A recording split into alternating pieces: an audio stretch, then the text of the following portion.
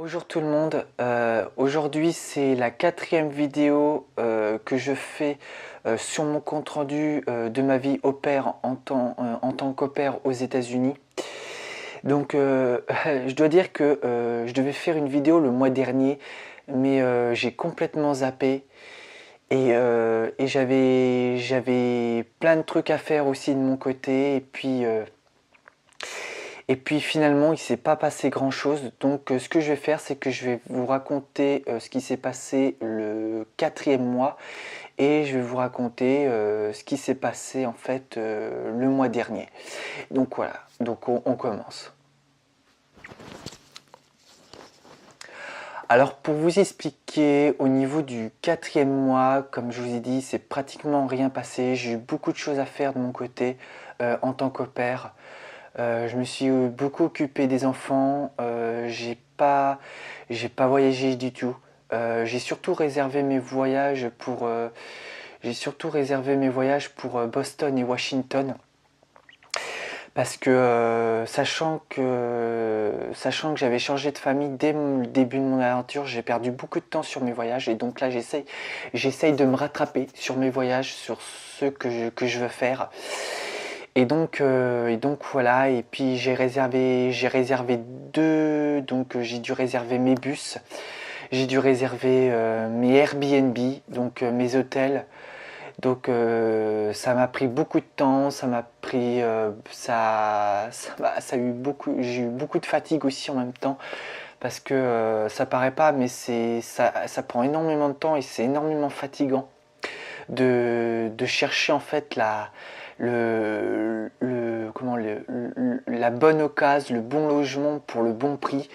Et donc voilà, ça prend beaucoup de temps, c'est très fatigant en plus de mon travail de pair à côté. Donc voilà, j'ai pas vraiment eu le temps en fait de faire des vidéos. Mais voilà, en tout cas pour le mois dernier, donc là maintenant on est en décembre, on vient de commencer décembre, le mois de décembre. Donc pour vous expliquer en fait le mois de novembre, donc là ça a été une vraie partie de plaisir, contrairement au mois d'octobre. Donc je suis allé sur Boston et je suis allé rejoindre les au pairs français qui étaient sur Boston. Donc il y a juste une fille au pair qui n'a pas pu nous rejoindre parce que malheureusement les transports en commun sur Boston ça laisse un petit peu à désirer. Et donc elle n'a pas pu nous rejoindre et elle habitait loin. Donc, mais en tout cas les deux garçons qui étaient avec moi en tant qu'au pair ont pu me rejoindre sur Boston. Donc ça fait vraiment plaisir. Donc merci à vous d'être venus pour moi sur Boston. Donc voilà, on a profité. Voilà, je suis arrivé. Il y a eu quand même. Donc j'ai pris un bus. J'ai pas pris l'avion parce que le bus revient moins cher que l'avion. Donc j'ai pris le bus le matin, donc à Stamford dans le Connecticut. Et j'ai eu à peu près entre 4 à 6 heures de bus pour rejoindre Boston. Donc voilà, le soir, très fatigué, je me suis posé dans un Starbucks le soir et puis après je me suis commandé un genre de Burger King et puis je suis allé rejoindre mon logement. Et puis après le lendemain, ça a été visite de Boston. J'ai surtout visité en fait le centre de Boston, le centre-ville. Donc ce que je peux dire de cette ville, c'est que c'est une très très belle ville. C'est une très belle ville. C'est principalement l'architecture, c'est surtout l'architecture en fait qui m'a marqué. C'est très ancien, c'est très vieux. Boston en général, que ça soit au niveau des maisons, des habitations ou même de l'architecture ou même dans le centre-ville, c'est très vieux. Il y a un des au pairs qui m'a même dit que c'était une des villes qui était une des plus anciennes villes des États-Unis. Et donc c'est pour ça que c'était très vieux. Je m'attendais à quelque chose de plus moderne quand même Boston. Et finalement c'était quelque chose de très ancien, de très vieux. Mais ça avait quand même un charme. Je trouve que Boston on en parle souvent. C'est une ville, c'est pas une grosse ville comme New York. C'est c'est une ville plutôt moyenne. Et on en parle beaucoup et j'ai été curieux finalement d'aller la voir, d'aller la visiter. Et elle est surtout connue en fait pour son équipe de baseball, les Red Sox. Et, c'est une ville plutôt moyenne et on en parle beaucoup.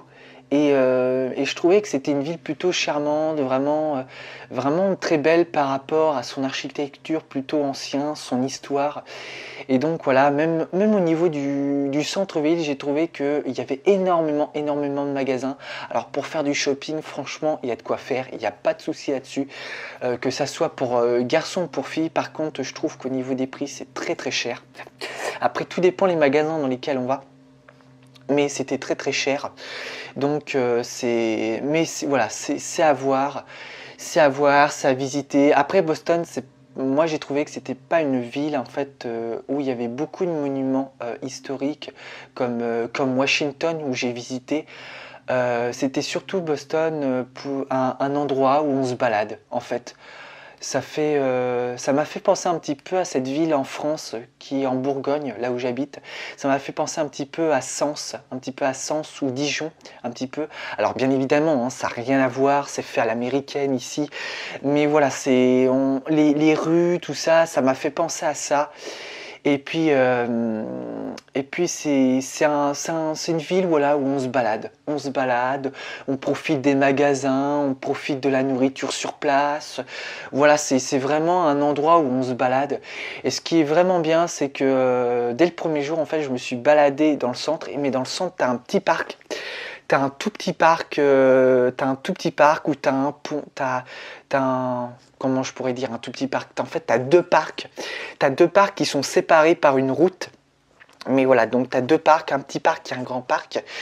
Et donc en fait les gens se baladent, voilà, t'as un deuxième parc où justement t'as un petit peu d'animation, t'as des gens, t'as des gens qui se baladent, t'as un pont avec une rivière, t'as même un genre de, je sais pas comment je pourrais dire, un chemin où il y a juste une barrière, il n'y a même pas de barrière, tu peux te balader, puis après t'as l'eau. Donc tu peux voir ma vidéo de toute manière sur Boston, je te la mettrai ici, mon vlog, pour que tu puisses aller voir. Donc et voilà, c'est plutôt c'est à voir, c'est plutôt sympa. Et puis ce qui m'a marqué, c'est les rongeurs en fait, des écureuils. Il y en a partout dans les deux parcs. Il y en a partout. Et en fait, ils viennent vers toi. Et je me suis dit, mais à tous les coups, ils vont être sauvages. Parce que moi, ici, les écureuils sont très sauvages. Donc, dès que tu t'approches, ils se faufilent dans un arbre ou ils se faufilent quelque part. Ils se taillent, quoi. Là, c'est pas du tout le cas. C'est des sortes d'écureuils, mais ils sont un petit peu plus gros. Et en fait, ils viennent vers toi. Pour avoir de la nourriture, finalement.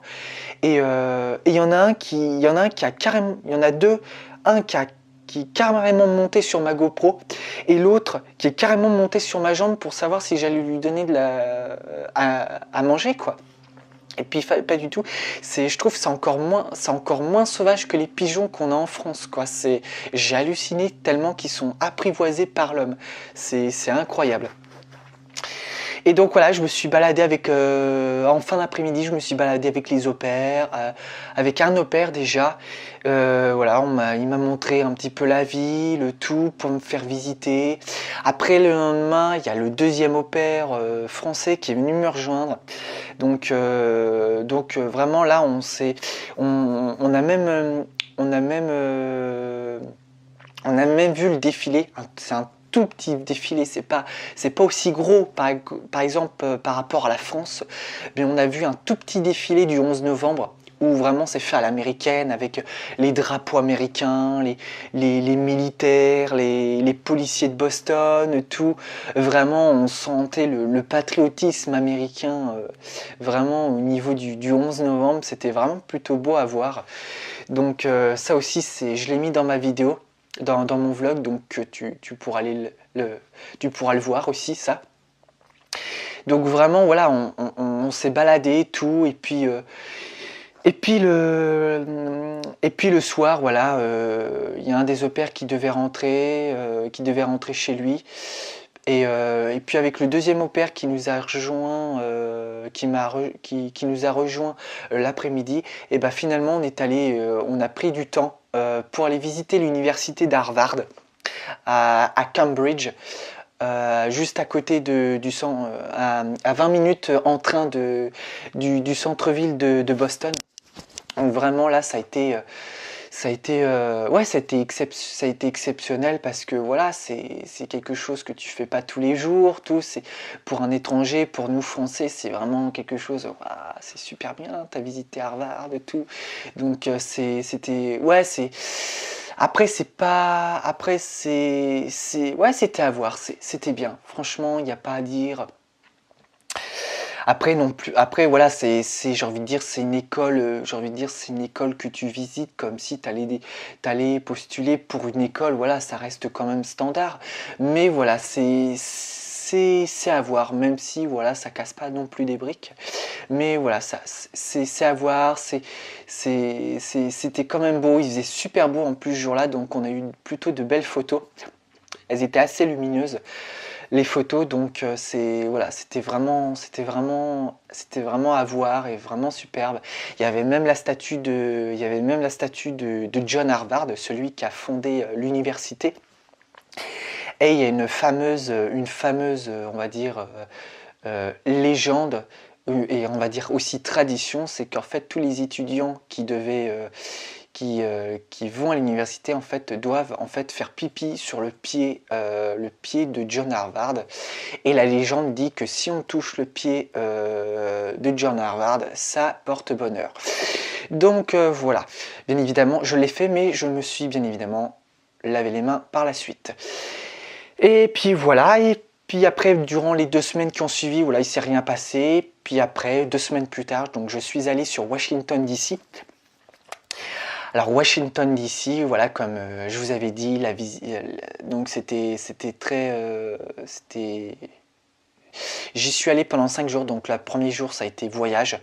J'ai mis à peu près entre 6 à 7 heures de bus pour y aller, de Stamford jusqu'à...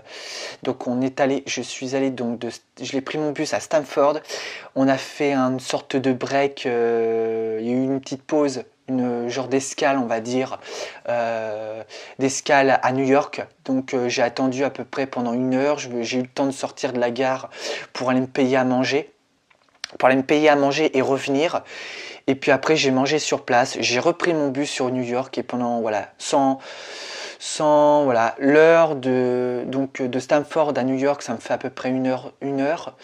Et puis après j'ai dû faire entre 6 et 7 heures. Donc au total dans la journée, j'ai dû peut-être faire 8 heures de bus. 8 heures de bus de Stamford jusqu'à Washington DC. Alors comme ça, à première vue, c'est très très long. J'avoue, c'est long.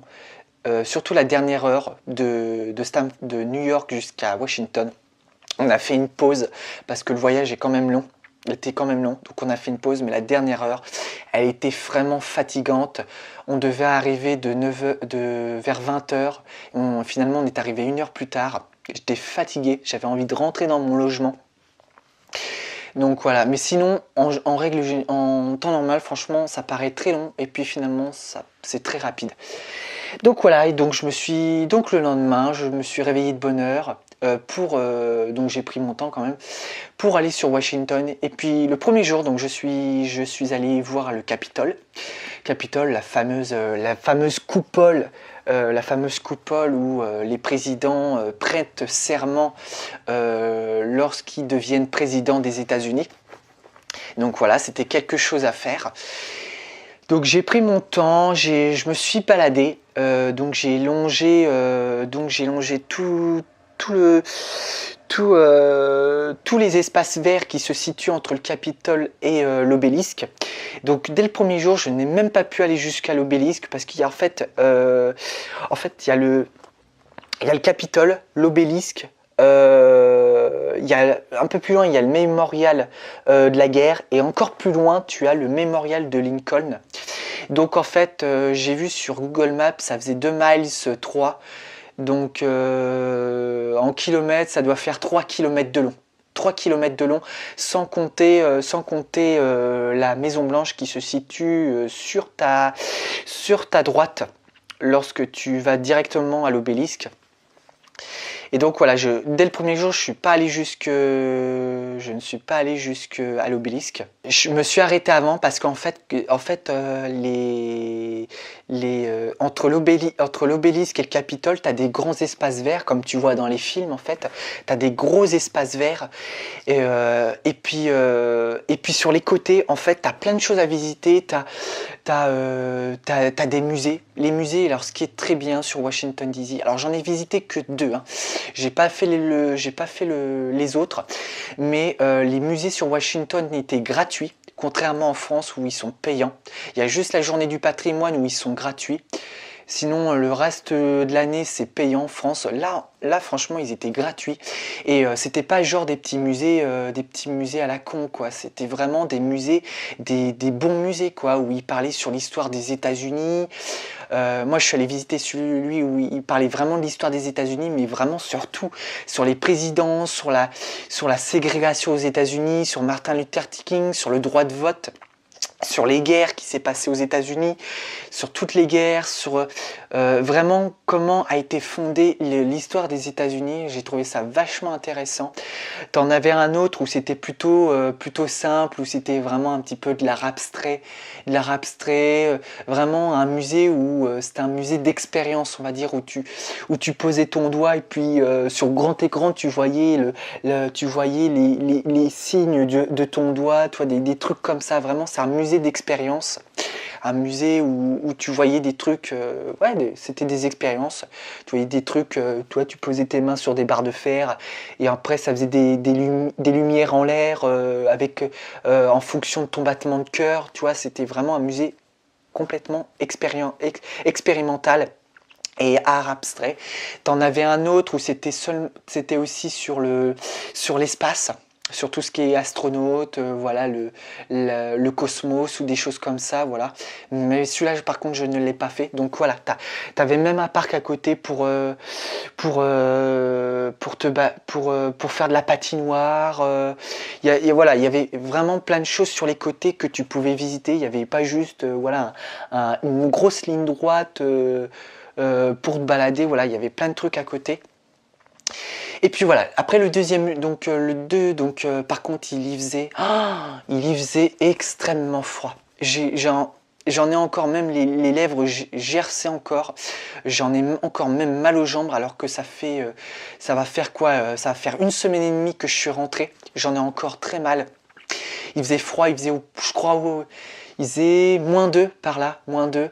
-2, alors pour se balader toute une journée, je vous dis pas comment j'ai caillé. Franchement, c'était même désagréable. Je me suis dit dans ma tête, Washington, c'est vraiment le dernier voyage que je fais. Après, je voyagerai l'année prochaine quand il fera meilleur. Mais vraiment, Washington, j'ai souffert qu'au niveau du froid. J'ai vraiment souffert, même pour prendre des photos, même pour prendre des prises de vidéos. Je me les suis caillé. J'ai les mains même encore tout à fait. Pas tout à fait, mais un petit peu gercé avec le froid, avec -2. Ils annonçaient même -8, mais on n'a pas eu -8. Il faisait -4, -5 le matin vers 6h, 7h par là, mais je suis parti de mon logement, il était vers 10h, 11h pour avoir moins froid possible. Et puis le soir, je suis revenu de bonne heure parce que il faisait nuit vers 17h. Et puis il faisait vraiment, vraiment froid durant les 2 premiers jours. Donc le deuxième jour, j'ai visité l'obélisque. Donc l'obélisque, par contre, contrairement à l'obélisque qu'il y avait à Boston, où on pouvait visiter dedans, celui de Washington, on ne pouvait pas. Il était beaucoup plus grand que celui de Boston, l'obélisque. Et celui de Washington, non, il est quadrillé. Il y a des barrières avec plein de drapeaux américains autour. Il est quadrillé et puis on pouvait juste le contourner. Et quand tu le contournes en fait sur la droite, en fait, un peu plus loin, tu as la Maison Blanche. Et après, quand tu contournes vraiment complètement et que tu vas tout droit, de loin, tu vois le Memorial Lincoln. Donc voilà, j'ai fait tout ça. Il y avait une sorte je sais pas si c'était un musée ou pas, une grande genre de maison, tu vois, avec briques rouges. Ça me faisait penser aux maisons un petit peu qu'on trouve dans les pays de l'Est, un petit peu, j'ai trouvé. Donc tu avais un petit parc où tu pouvais te balader, tout. Et puis voilà, après au milieu entre l'obélisque et le Capitole, tu avais plein de camions. T'avais plein de camions qui vendaient des hot dogs, des pizzas, des barquettes de frites, vraiment tout ce qui est junk food, en fait, tout ce qui est malbouffe, en fait. Et puis voilà, j'ai visité donc le musée, tout et tout, le deuxième jour. Et puis après, le troisième jour, donc j'ai voulu... Ah non, non, le deuxième jour, pardon, je suis allé voir le Memorial Lincoln. Le Memorial Lincoln, franchement, il y avait un monde de dingue. Même au niveau de l'obélisque, au niveau de la Maison Blanche, au niveau du Capitole, il n'y avait pas autant de monde. Je ne sais pas ce qu'il y a, c'est vraiment représentatif, Lincoln, mais il y avait énormément de monde. J'ai pris des photos, j'ai pris des prises aussi également, j'ai même été pris en photo par des Françaises. Il y avait vraiment énormément de monde, c'était un truc de fou. Et puis le troisième jour, alors ça a été la merde. Tout simplement parce que vers 10-11 heures, c'était bon. Il n'y avait pas de problème. J'ai pu prendre des photos, des prises. Et puis après, vers midi, je sais pas, peut-être un petit peu avant midi, il pleuvait. Il pleuvait des cordes. Il pleuvait. J'ai rien pu faire sur le deuxième jour. C'est pour ça que je me suis faufilé dans un musée. Donc le musée justement dont je te parlais sur l'histoire des États-Unis. Où vraiment j'ai pu visiter. Donc là, il pleuvait des cordes, il pleuvait. D'ailleurs, il faisait à peu près vers 14h, 15h, le soleil commençait à décliner. Donc vers 16h, bah, il faisait nuit, quoi, pratiquement. Donc voilà, j'ai passé le reste de j'ai passé ma journée dans le musée pour le dernier jour. Donc j'ai visité tout et tout. Et puis voilà, après j'ai peiné à partir parce qu'il pleuvait tout. Et donc je suis allé rejoindre mon logement. Et puis après, le lendemain, je devais revenir à la réalité pour travailler le lundi en tant qu'au-pair. Donc voilà. Voilà pour t'expliquer en fait mes voyages ce mois-ci. Donc j'ai fait beaucoup de choses, je pense. Donc voilà. Donc on va passer à la partie anglais. Alors au niveau de mon anglais, je ne sais pas encore si ça fait 5 mois que je suis là. Ça va faire 6 mois avec le mois de décembre, donc avec ce mois-ci là qu'on a déjà entamé. Ça va faire 6 mois et je ne sais pas si je me suis amélioré en anglais, je ne sais pas du tout. Je pense que je me suis amélioré, je le pense. J'ai carrément retiré les sous-titres sur Netflix au niveau des films. Je comprends pas encore tout ce que disent les personnages. J'ai du mal en fait encore à suivre l'histoire en fait, à suivre en fait le fond de ce que disent les personnages et à comprendre. Bon, bien évidemment, on comprend toujours de toute manière vu qu'il y a les images. Donc ça c'est, j'ai envie de dire, c'est le langage universel, les images. Mais voilà, comprendre le fond, ce que disent les personnages, j'ai encore du mal. Je pense que je me suis amélioré au niveau du parler. Mais en fait c'est que je suis tellement exigeant par moi-même que pour moi ça suffit pas, je n'arrive pas encore, je pense que j'arrive à tenir une conversation en anglais malgré qu'il y ait du vocabulaire qui me manque.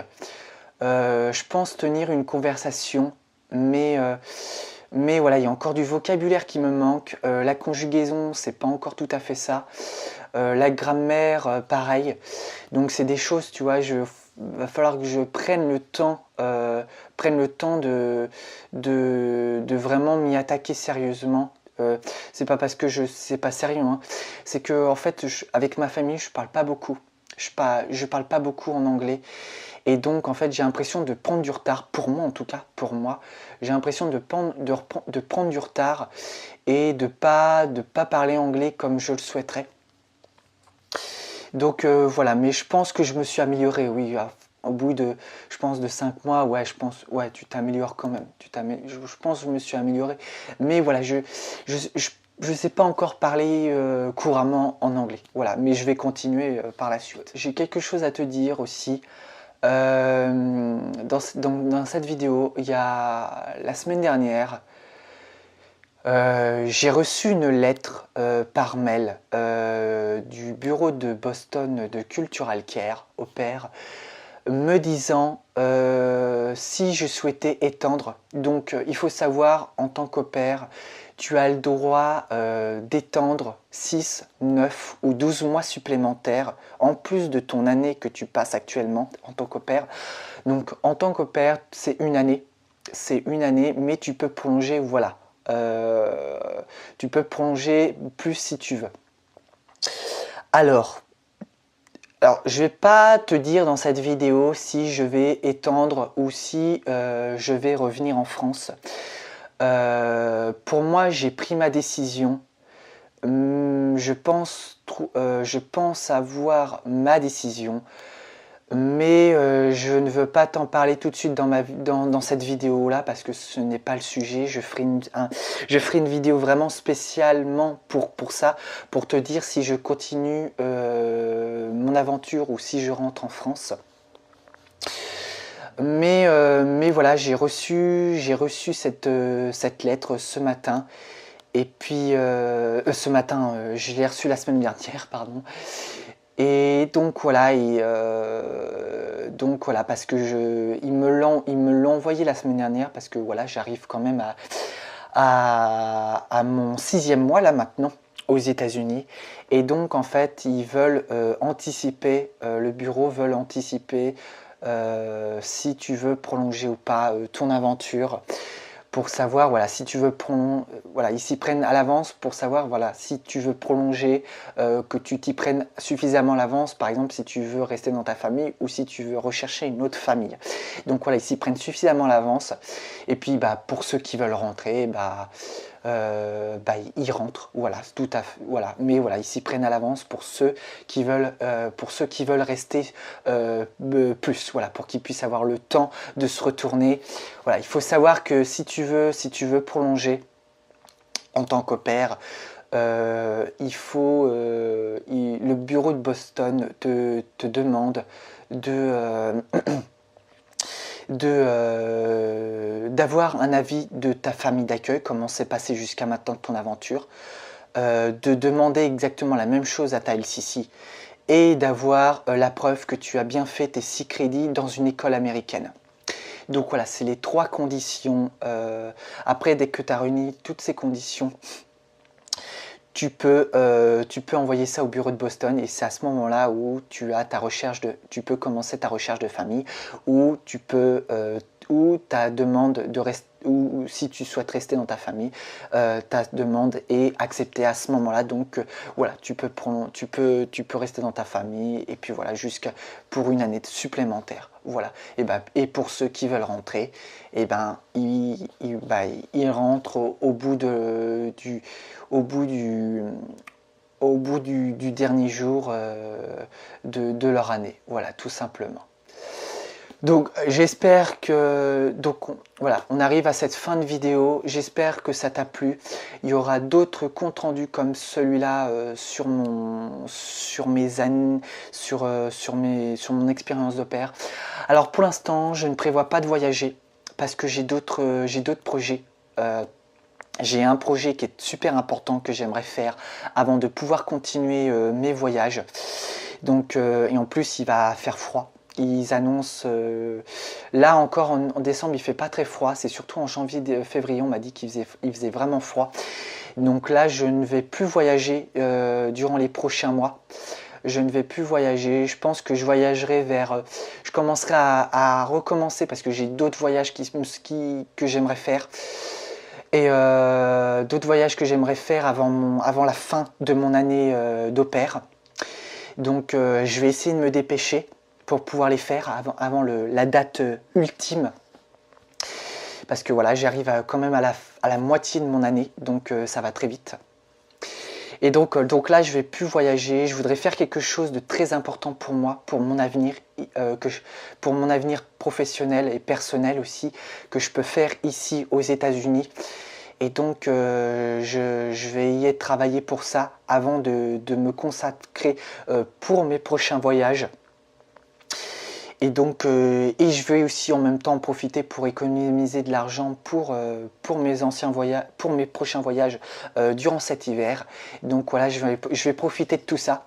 Et puis après, quand il fera meilleur, je recontinuerai mes voyages, ne t'en fais pas.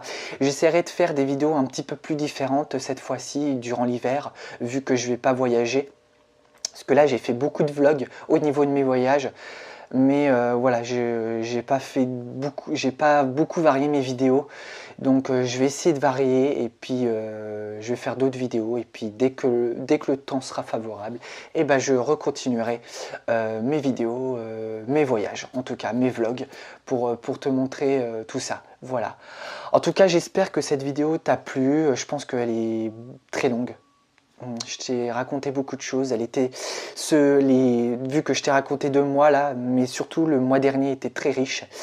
Donc voilà, en tout cas si tu as aimé cette vidéo, n'hésite pas à lâcher un pouce bleu, à t'abonner à ma chaîne, à voilà, liker ma vidéo, à commenter ma vidéo, et puis à me suivre sur ma chaîne YouTube si tu aimes la vie aux États-Unis. Voilà, tout simplement. Donc on se retrouve pour une prochaine vidéo. A plus, bye.